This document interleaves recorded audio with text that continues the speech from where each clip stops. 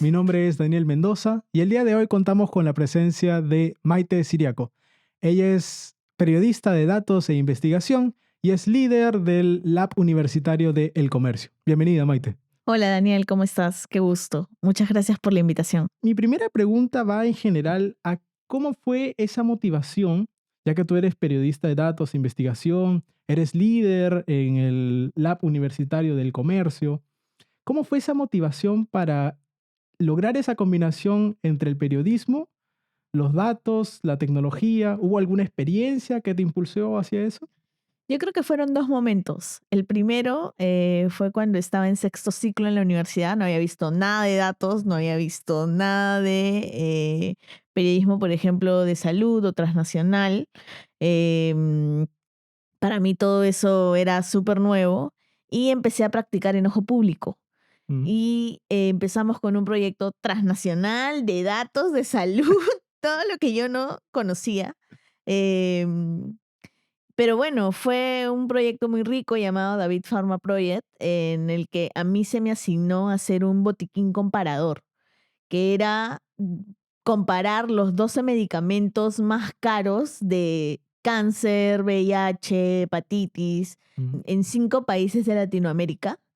Y esa fue mi primera experiencia en datos. Me lanzaron así a la piscina. Fue muy rico, muy enriquecedor realmente. Aprendí muchísimo y ahí me enamoré de los datos. Y creo que el segundo momento fue cuando empecé en el comercio, Ok. ya cuando se crea la unidad de periodismo de datos, entro, que fui la primera periodista que entra, éramos el editor, yo y 2 programadores que compartíamos con toda la redacción. Y recuerdo que les decía, hoy necesito scrapear esta parte. Sí, en una semana te lo tenemos. Y yo, no, en una semana tengo que publicar, necesito que lo hagan antes. Y me decían, uy, no, es que no hay tiempo. Y dije, no, yo tengo que aprender a scrapear, tengo que aprender sobre tecnología, tengo que aprender a programar. Y me metí a hacer una maestría en ciencia de datos con puros ingenieros. Mm. Lo bueno es que me gané una beca para hacer eso, pero ese fue el siguiente momento, ¿no? Yo tengo que aprender y es lo que he ido haciendo, ¿no? Aprendiendo a combinar tecnología, datos y periodismo. Claro. Muy de la mano con esas dos experiencias que me dices, bueno, la parte de tecnología, la parte de inteligencia artificial, ¿cómo esas tecnologías pueden generar proyectos de alto impacto en beneficio social, en beneficio cívico? Uy, mira, te ayudan muchísimo. Realmente creo que se pueden hacer proyectos y te comento un par. Nosotros realizamos uno, de hecho fue la primera vez que en el comercio se utilizó inteligencia artificial para un proyecto periodístico. Mm. Se llama Illa y es un chatbot que tiene la capacidad de reconocer si una mujer ha sufrido de violencia obstétrica o no. Entonces, sí, puedes crear diferentes herramientas. Hemos hecho chatbots, hemos hecho, por ejemplo, una herramienta que te sirve para detectar links o QRs falsos para temas de, por ejemplo, ciberdelincuencia, ¿no? Mm. Para que puedas tú saber, conocer más o menos, oye, este link que me ha llegado puede tener algún tipo de problema o no. Mm. Entonces, vamos un poco más allá. Además de darte la información, de decirte qué es la ciberdelincuencia, te damos una herramienta cívica, Mm. ¿no? Lo mismo que pasó con IA, que mucho de lo que nos dijeron después cuando sale publicado es súper empática, es la primera vez que yo me siento valorada o que siento que lo que me ha pasado, ¿no? Me siento validada. Entonces, sí, hay muchas posibilidades en lo que puedes hacer realmente. Y no solo a nivel periodístico, ¿no? Yo diría que a todo nivel. A nivel global, las humanidades digitales vienen creciendo bastante. ¿Cuál sería el rol que cumplirían en el Perú estos egresados o las personas que, qué potencial tienen en humanidades digitales en el Perú? Yo creo que es súper transversal y tienen, o sea, pueden trabajar en diferentes lugares, ¿no? Desde periodismo de datos, desde un lugar, una empresa, pueden hacer, no sé, proyectos de largo aliento para organizaciones, pueden crear, porque las humanidades digitales están muy relacionadas a esto que te decía de la innovación, de detecto un problema, voy buscando una solución, pero con las personas y de ahí creo un prototipo junto a las personas, ¿no? Siempre les digo a mis alumnos, tienen que hacer las entrevistas, tienen que hablar con ellos para ver desde su lugar cuál podría ser la solución y desde esa solución ver algún tipo de herramienta que luego puede generar un banco, puede generar una empresa, puede generar un periódico, puede generar un medio, puede generar una ONG, no sé. Entonces, el trabajo que puedes hacer en realidad es totalmente transversal, Mm. ¿no?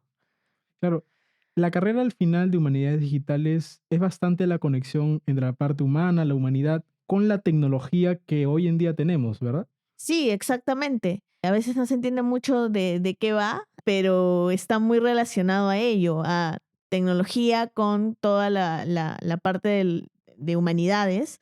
Los chicos estudian, no sé, historia, literatura, lingüística y han creado diferentes tipos de herramientas o están creando diferentes tipos de herramientas que ayudan a las personas, ¿no? Va muy por ahí, va muy por cambiar, digamos, el mundo, si lo queremos ver de una forma mucho más grande, Mm, ¿no? A través de herramientas digitales, pero que están muy pensadas desde el lado de las personas, ¿no? De cómo puedo ayudar a las personas a tener algún tipo de social tool que sea muy potente y que pueda ir más allá de, te digo, oye, este es el problema que existe en el mundo.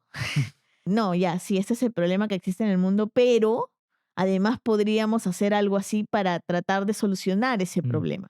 Ahora que eres docente en la Universidad del Pacífico, ¿qué diferencias ves tú en los chicos ahora en las aulas versus cuando tú estabas en tu pregrado?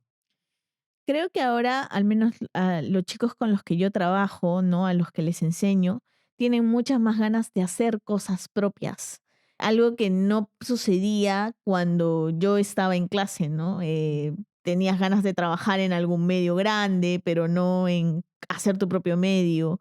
Los chicos además son muy autodidactas. Ya saben muchas cosas como técnicas, como por ejemplo lenguajes de programación, entonces podemos ir avanzando. Son muy creativos, tienen quizá menos tiempo de concentración, sí, pero lo compensan mucho con toda la creatividad que le ponen a las herramientas con las que trabajan y son personas que tienen ese lado muy humano también.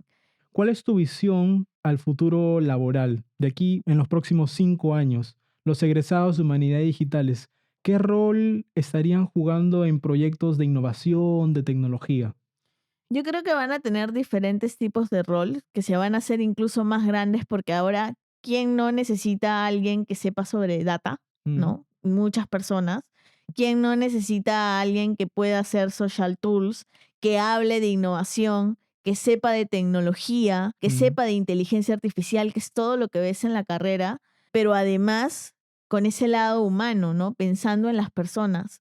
Por eso te decía que siento que la carrera es totalmente transversal, que puedes llegar a trabajar en un banco, como puedes llegar a trabajar en una ONG, como puedes llegar a trabajar en un medio. Las posibilidades son infinitas y creo que se hacen más infinitas con el paso del tiempo. La tecnología avanza y las posibilidades avanzan con ella. mm. Perfecto. Ahora te presento una nueva sección que hemos incorporado en esta segunda temporada. Se llama Coach UP. Sobre la mesa tenemos 10 tarjetas, de la cual tú vas a elegir una, me la vas a pasar y te voy a hacer una pregunta sorpresa. Wow. Adelante. A ver. Ok, vamos a ver. ¿Cómo la universidad te preparó para liderar con impacto? Yo creo que lanzándote. Mm, Em, Desde el inicio en mi carrera siempre ha sido lanzarse a alguna aventura. Lo primero que me pasó fue, por ejemplo, cuando estaba en primer ciclo, que me lanzaron a entrevistar a Leila Guerriero, que es una gran cronista argentina, y me preguntaron, ¿puedes hacerlo? Y yo sí. Luego, claro, salí y dije, ¿qué acabo de hacer? Pero fue genial entrevistarla. De hecho, una de las cosas que me dijo cuando terminé de hacer la entrevista es, han sido de las preguntas más inteligentes que me han hecho. Pero claro, me lanzó a prepararme mm, también, ¿no? Entonces es lanzarse, pero prepararse para ello. y no seguir la corriente, ¿no? Para liderar tú tienes que ir contra la corriente y a veces eso es un poco complejo, pero es totalmente viable. Entonces yo diría eso, lánzate, prepárate y no sigas la corriente. A manera ya de cierre, hemos hablado de las humanidades digitales, de cómo el análisis, la ética, cómo transformamos, ¿no?, la vida de las personas. ¿Qué mensaje podrías dejar a los oyentes respecto a estos temas? Yo creo que le den la importancia a las humanidades digitales que pueda tener, ¿no? Es más que crear incluso herramientas, es tratar de innovar, tratar de ir contra la corriente, tratar de solucionar problemas que incluso ni siquiera se han visto, ni siquiera consideras un problema en este momento. Ir un poco más allá y no tener miedo de juntar cosas que a veces crees que no tienen nada que ver o temas que a veces crees que no tienen nada que ver, como en mi caso, ¿no? Periodismo, datos, tecnología. Yo ni siquiera lo tenía pensado, se fue dando en el camino y no tener miedo a ello, no tener miedo a poder hacer cosas nuevas y a esa pregunta de ¿qué es lo que haces? Que siempre está ahí, responder, bueno, estoy creando algo totalmente nuevo que me puede ayudar, que puede transformar la vida de las personas porque sí, lo hace y lanzarse con ello. Muchas gracias, Maite, por todas las reflexiones que nos dejas. No, muchas gracias a ti por la invitación. Realmente he disfrutado muchísimo el episodio. Perfecto. Este episodio nos recuerda que las humanidades digitales nos ayudan a comprender, a transformar la complejidad del mundo en conocimiento útil. Nos vemos en un próximo episodio de Modo UP.